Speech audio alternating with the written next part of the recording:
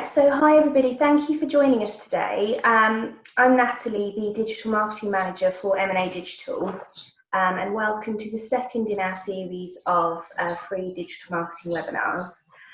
Today we're going to be looking at how you can grow your business online with paid search, and the session will last about 15 minutes, and then at the end we'll have time for questions, but also we'll be offering a free PPC audit, so whether you've just started out or kind of been running PPC for a while and want to look at how you can improve performance, our team are on hand to do that with you. So before I get started on introducing our speaker, I thought I'd just tell you a little bit about us. So MNA Digital are a marketing agency based in Wolverhampton. We're actually brought to you by the Express and Star and Shropshire Star. And we specialise in web design, paid search, social media marketing and SEO. So today's session is going to focus mostly on paid search, but if you want more help on any of those topics, then just get in touch and we can help you. So our speaker today is Matt Fowle. Hi Matt. Hello. He's head of paid search at MNA Digital, and he's been with us since 2018. So he talks about digital marketing nationally and just all the time really. And he's also a Prince's Trust mentor. So he kind of goes around the country offering SMEs and startups advice on how to grow their business online. So I'll stop talking now and let's get started, Matt. Okay, thanks Natalie. Hi everyone and thanks for joining us today. I have to say, I'm usually found doing marketing workshops rather than webinars, so this is kind of a change from the norm for me. With this being my very first webinar for MNA Digital. How exciting! So, I was going to do this with just audio, but then I thought that some of you listening might think I've had some kind of awful COVID-19 style haircut, which I'm glad to say I haven't. Although I am growing a nice pair of curtains, as you can see. I don't look like the picture that Natalie's put up there. Anyway, the very essence of this webinar is that it's bite-sized, so let's crack on, because let's face it, a lot of businesses are hurting right now. Yours may well be one of them, possibly through a combination of profits nosediving and valued staff members being ill, or even on furlough, of course. The impact of this is wide-reaching, so it's likely that the reason you're listening to this webinar right now is because you're wondering what you can do to keep your business afloat. So let me first make sure that we have a level playing field across everybody, and I'll just quickly describe what is paid search. So it's basically an advertising model where you pay each time someone clicks on your advert in search results. Now, when you pay, as you would expect, you would hope that, and it does, it puts your website link straight onto page 1 of Google or Bing. You can advertise in the search results themselves or using advertising banners. And it's something that we also call PPC, or pay per click. So you can actually show an advert and you're not going to pay for it. It's only when somebody actually clicks on it that you then start to be charged a little bit of money, which can range anything from just a few pence to a few pounds. So who's it for? Well, it's just basically for any business who's looking to promote their products or services. You can see there's just an example of an advert with all the information that you would hope would resonate with people. So let's move to step 1. The starting point here is, of course, planning. And this means we first need to talk about goals and how you can define them. So a goal could be anything that you deem important to your business, whether or not that be just an overall business objective, but more specifically to increase brand awareness or simply the actions that people take on your site. But also you could just educate your target market, which I'll discuss shortly. You can download a brochure, generate hot leads, and of course, online purchases. So all those are examples of goals. And what we're seeing is that many businesses are adapting right now in order to survive the current climate. So one example of this would be a company that sells products, but hasn't previously done so online. There's one guy I saw on BBC last week where he upgraded his website in less than 36 hours in order that he can do just that. And we've got a client as well who sells meats, so Town and Country Meats or Harper's Meats, you might know them. They've now gone online. We set up a Shopify store, and all of a sudden they've got more business than they can deal with. So those are 2 really good examples of people adapting their businesses to suit the current climate. So my question to you would be, have you considered ways yourselves in which you can adapt your business? Now, normally in a sort of workshop environment, I'd like to go into this a little bit more, but based on the fact this is bite-size, we don't really have time, but do feel free to have a personal chat with us after this webinar. So on to step 2. And there's a common saying that marketers use that goes, if you try to sell to everyone, then you'll end up selling to no one. Now, the key, in my opinion, to online success is about finding and acquiring as many new customers as possible. So it's kind of no wonder that many businesses assume that they should try and share their message with as wide a variety of people as possible. And why not? Because the wider your reach, the more potential customers you can get, right? Well, that's not really the best way of going about it. Generally speaking, there's a lot of noise when you venture online. So, everyone's trying to get their voices heard. I saw some stats the other day about WordPress users. WordPress is a platform where you can build websites. And WordPress users generate around 83 million new posts every single month. So the key takeaway here is that if you're not speaking to a specific group of people, chances are that your efforts are by and large going to be ignored. So you're going to ask me, I guess, how do you stop this from happening? Well, just because you're targeting a specific market doesn't mean that you have to exclude people who don't meet your specific criteria. It allows you instead to focus your message on the right type of audience. So, that is to say the people who are most likely to buy from you. This means that your marketing efforts are more controlled, they're more user-focused, and subsequently, you can reach the people most likely to engage with what it is that you have to say. Now, ultimately, the reason why you'd spend time figuring out your target audience is because you want to establish something called relevance. Now, if ever you've been to one of my workshops, you'll know this is something I talk extensively about, just because it's so important. If what you offer and the products or services you present match what your audience is looking for, wouldn't you be much more likely to win a new customer? Because if the customer you're looking for is just everybody, then you're making it very hard for yourself to resonate with anyone on anything less than a superficial level. Which takes us nicely into step 3, which is creating ad copy that resonates. I'm going to guess that it probably comes as no surprise that online search behavior has changed almost overnight. People are searching not only for coronavirus related information, but also searches related to online delivery.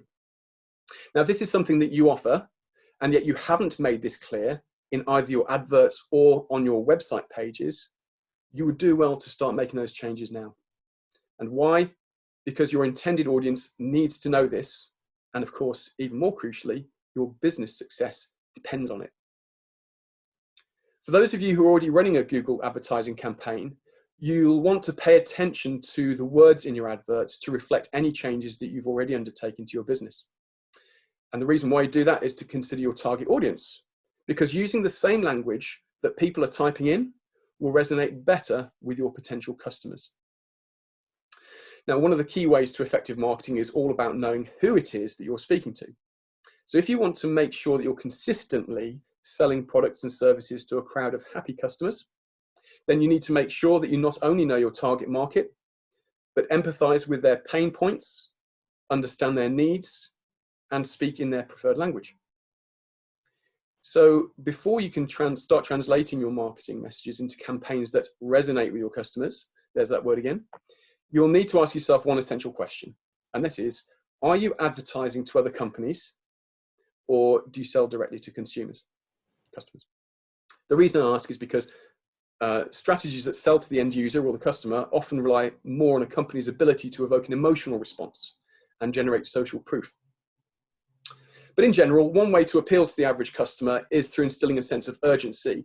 And this is what helps to encourage the impulse purchase. Here's an example. You could do this via limited time offers or limited stock. You'll also want to identify a problem that they have and how your products or services can then overcome said problem. So let's now say we translate that into Google Ads.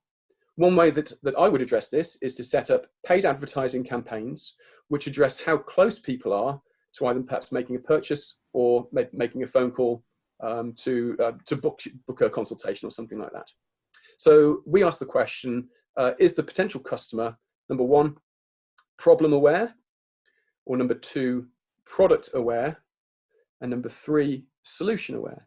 So that's problem, product, and solution.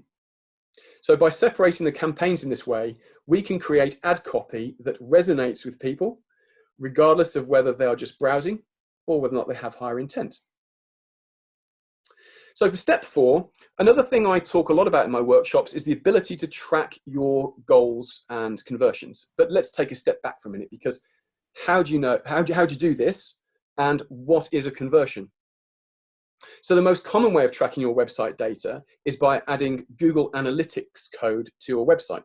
Now, some of you on this webinar don't have this within your website, and I know because I checked it before we all came online. So I know who you are, and I know who might need a little bit of help. And if you do need help on this, please do email me or call us. We'd be very, very happy to help you out. Secondly, a conversion is actually just an action that you've defined as a goal. So conversion, goal, they're kind of the same thing. So a conversion is when you've got your goals and somebody then triggers that goal, which then becomes a conversion. So if a phone call is a goal and then somebody's made a phone call, that's then a conversion. So the main conversion actions that businesses normally focus on are driven by leads, as you'd expect. So for example, in what form do you receive these leads and where do they come from? Also, when did they happen? So typically the main things we'd look at are people who submit their details via your website's contact form. We'd also look at phone calls to your business, which could be a call straight from a Google ad, which you can do nowadays, or perhaps they tapped the phone number on your website from a mobile phone. But you could also have people who click on your email links, or perhaps to a lesser extent downloading a brochure. You can include all those things as a goal and therefore a conversion. Now, one of the key takeaways from today is that before you start any form of marketing, this is absolutely crucial, you must have the ability to track all of these conversions and to do so from the outset. Now, you might ask me, why is that so important? So I'm going to give you a good example. Let's say that you're only tracking phone calls and you receive 10 leads or 10 calls at a cost of £10 each, which of course means you spent £100 to get those 10 leads. But had you been tracking contact form submissions from your website, and let's say there were another 10 of those, that means that you'd have acknowledged 20 leads for that same £100 spend. And the cost per conversion would therefore have halved to just £5 per lead. And therefore, of course, the campaign seems to be all of a sudden performing so much better. Now, obviously, that sounds much more cost effective, and you'd probably be encouraged to spend more in order to find new customers. Now, finally, to step 5, where really it's not all about the adverts. Adverts will drive traffic to your site, yes, but let's say someone has clicked on this a fantastic ad, and now they've landed on a website page that you've chosen to link your advert to. And we call that a landing page. They've landed on a page that you've connected the ad through onto your website. So if the information on this page doesn't reflect what's been said in the ad, any resonance and relevance, two really key terms there, that you generated within that ad will be lost pretty quickly. And this is why the page that you're promoting can help you decide what to write in the adverts. But we do often find, however, and probably more so than we'd like, that these landing pages need fundamental changes to them before we can set the adverts live. Now, I've come across campaigns where I see a landing page or a website page that isn't very good, and before I even say I'm going to start running those ads, I'm going to have to make changes to that page. And I look at websites every single day, and quite honestly, it is incredibly rare that I come across a page that doesn't require some kind of optimization or improvement. So here's a tip from one of my workshops. If you're paying for clicks, your website has to first be primed for conversions. To maximize every opportunity that you receive from every website visitor, here are 4 things that you should be looking at. Number 1, at the top of the page that you're promoting, talk less about yourself and talk more of the benefits of your product or service. Now, initially, chances are that people just aren't going to be interested in you as a person or as a business. And I'm sorry, that's just the way it is, until they understand whether or not your offering is good enough for them to take a closer look. I mean, let's be honest. When was the last time you went to a website and went, oh yes, now I must head straight for the About Us page or the Meet the Team page? We just don't do it. Number 2, use the same language on the website page as in your adverts. people are going to understand more quickly that they've come to the right place. And as a result, this will at least meet their expectations. We're not looking to exceed right now, but we're looking to at least meet them. Number 3, how does this page look on a desktop and on a mobile phone? This is very, very much overlooked. You've got to see as to whether or not there is any discrepancy in the hierarchy of the information that's presented on those devices, or what does the user experience look like? What's the flow like between the pages? For example, the Express and Star and Shropshire Star news sites have seen a huge spike in mobile traffic during the last couple of months, which shows that during this time especially, people are using their mobiles more than ever. No longer are they having some kind of sneaky, cheeky little look at work. They can actually do this on whatever device is at hand. And number 4, make sure you have strong calls to action. Now, what's a call to action? Well, by this, I mean those clickable buttons that people use to take action, to either navigate through the site or to make contact. Now, this button might contain text that simply says call now, or buy now, or add to cart, and so on. Of equal importance, check if there are enough of them, because you may have a page that contains a lot of information. So always think about the mobile phone user. How far down the page do they need to scroll to find one of these call to action buttons? And if there's too much distance or disparity between the information they've read and the point where they want to make contact with you, this can be a real frustration and lead to them bouncing off your site and straight back into the search results and into the arms of a competitor, so to speak. Well, that felt very short. Usually I'm used to these 90-minute things with a lot of interaction. So yeah, we've just about reached the end of my first MNA Digital webinar. I hope you found that useful. Please do feel free to reach out if you want any further information, or to bounce around some ideas on how you can keep yourself going, especially while the country is on lockdown. Didn't Billy Ocean have a song called "When the Going Gets Tough, the Tough Get Going"? Right, okay. I think I'm showing my age there a little bit, but he's got a point. He has. Natalie, in order to practice what we preach, I think you yourself wanted to mention our very own call to action before we wrap this up. Yeah, I've definitely missed the dad jokes in the office, Matt. Yeah, sorry about that. Yes. Yeah. I've got some things ready for our return. Yes, can't wait. So yeah, I just wanted to remind everybody that we're offering free PPC audits for you all. So whether you're just starting out or you want to improve performance from anything you're currently running, just book in with our team. They're free, and we're on hand to help. And also we've got some further events going on next week where we're looking at how to increase your ranking Google, but also improve your website conversions, whether that's leads or sales. And then we've got a couple of questions, Matt. So I'll just run through those quickly. Okay, so if I can answer them. So the first one's from Andrew, and he would like to know, he hasn't done paid search before, and he's just a little bit unsure of where to start. So do you have any advice for him? Yeah, I mean, there are quite a lot of good places, but Google does a couple of things themselves. So there's the Google Digital Garage, which is a really good resource. But also they've got Academy for Ads, which I think they've called it skillshop.google.com is the URL. So that's skillshop.google.com.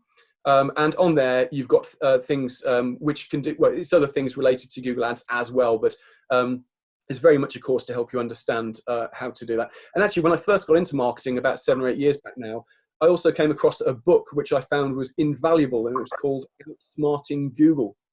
And that presented things in a very, very nice, easily understandable kind of way, and I was able to kind of take a step up from there, really. So yeah, those 3 in particular are really good resources. But I would make the recommendation, though, that I mean, my very first campaign, it took me more than half a day, and luckily it was for a company that I run myself, selling British food to British expats, and it was awful. I ended up wasting a lot of money. So my recommendation would be, as a worst case scenario, pay someone who knows what they're doing to set it up at least.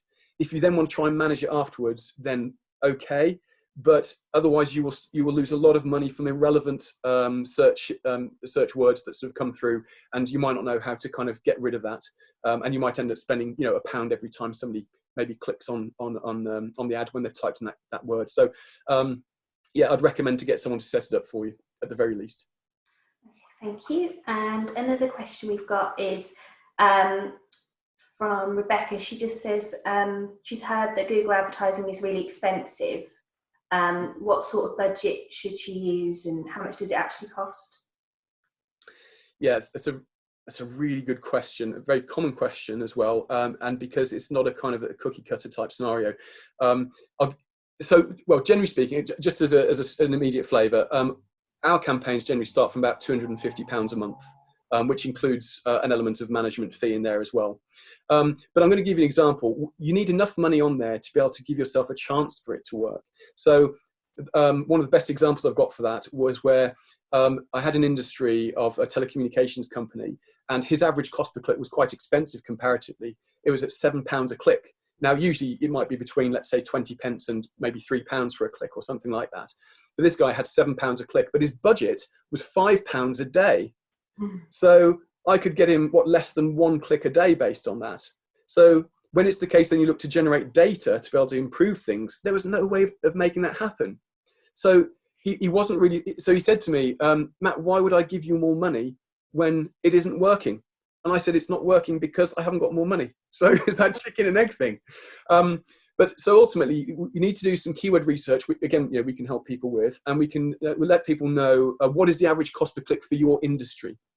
And then based on that, then you can try and figure out, okay, this is how much I might need to spend. So when I get to 100 clicks, that might get me 5 inquiries, let's say, and then that might be profitable, to me, depending on, what it is that I'm selling, and how much I cost, what am I cost to other people.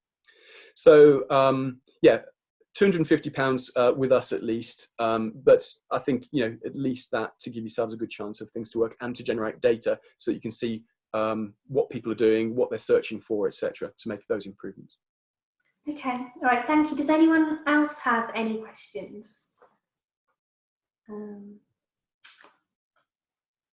don't think anyone's raising their hand. So that's it from us, really. If you'd like to ask anything after the session, drop us an email or book in an audit. But also we'll be putting the recording on YouTube, and we'll email that out to everybody after today. So thanks, everybody. Thank you, everyone. Bye. Bye. Bye now. Thank you.